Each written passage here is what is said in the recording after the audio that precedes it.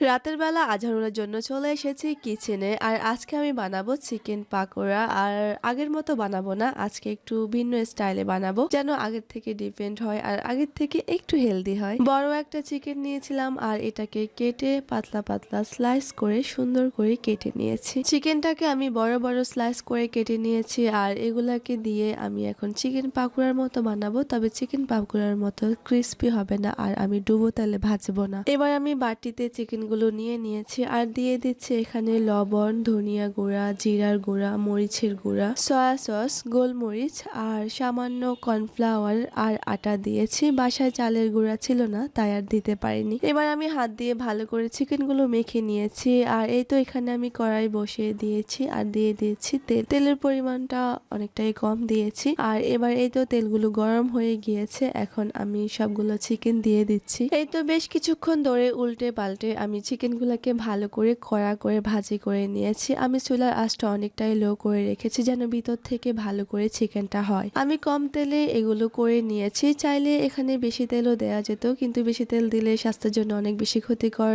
আর এই জন্যই আমি একটু কম করে দিয়েছি। চেষ্টা করি সবকিছুতে যেন তেলের পরিমাণটা একটু কম করে দিতে পারি, কারণ বেশি তেল তো আর ভালো না। আর এই তো এখানে আমার চিকেনগুলো হয়ে গিয়েছে। আজকে এই পর্যন্তই, সবাই ভালো থাকবেন।